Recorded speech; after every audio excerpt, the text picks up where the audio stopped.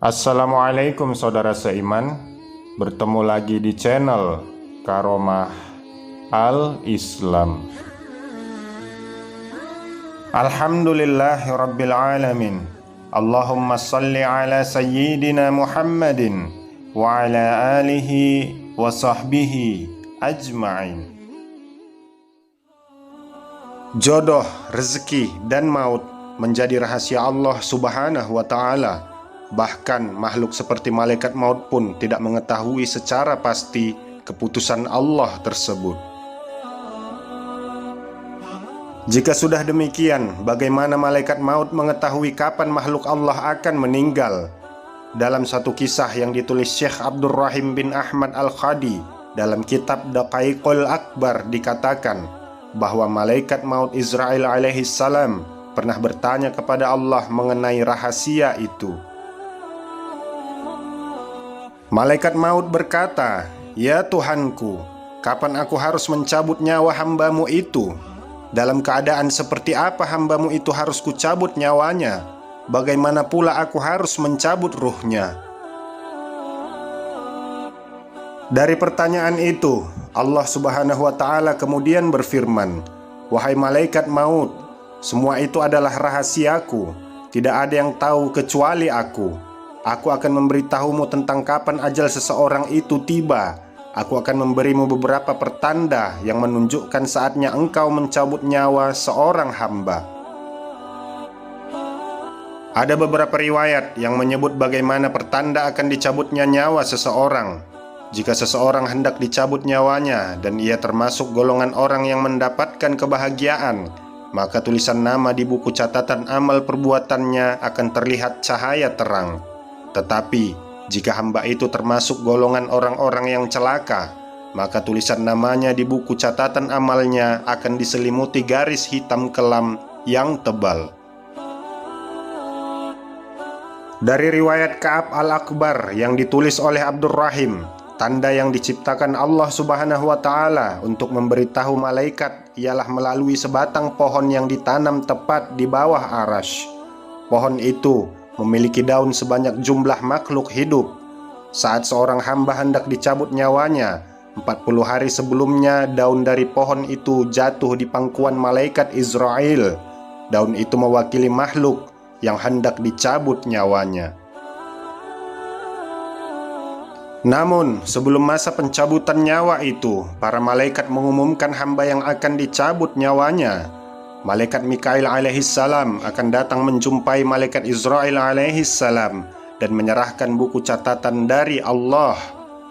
Buku catatan itu berisi nama orang yang akan dicabut nyawanya, disertai keterangan tentang di mana, bagaimana, dan dalam keadaan seperti apa malaikat maut harus mencabutnya. Yang menjadi pertanyaan kita, pernahkah malaikat maut merasa kesulitan saat mencabut nyawa seorang hamba? Dalam kisah ini, kita akan bahas bagaimana malaikat maut berkali-kali mengadu kepada Allah Subhanahu wa ta'ala karena kesulitan mencabut ruh seorang ahli ibadah.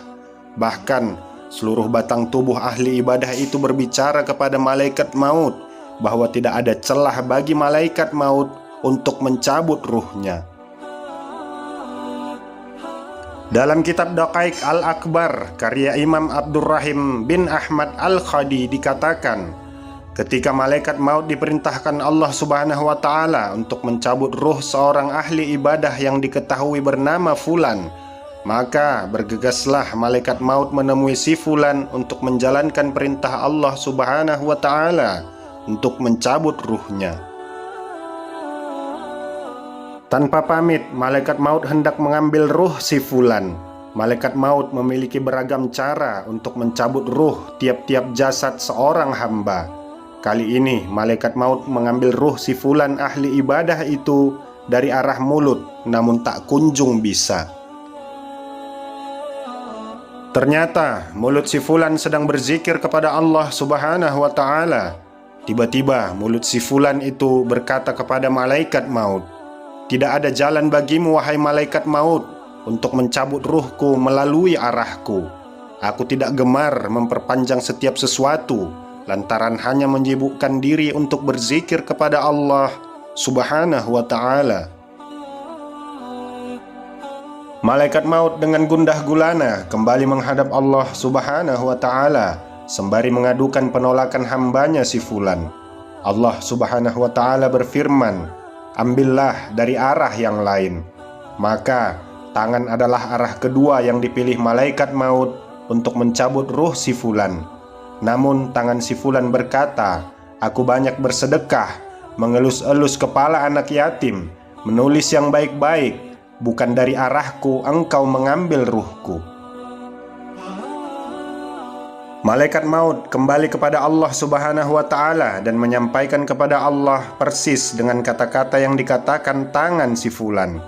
Untuk kedua kalinya Allah Subhanahu wa ta'ala kembali berfirman, "Ambillah dari arah yang lain." Kemudian kaki adalah arah yang dipilih malaikat maut untuk menjemput ruh si fulan, sang ahli ibadah.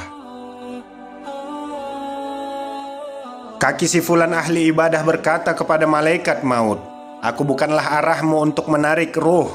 Aku meringankan langkah untuk sholat berjamaah, melaksanakan sholat 2 hari raya, dan aku tak kenal lelah melangkah menuju majelis ilmu."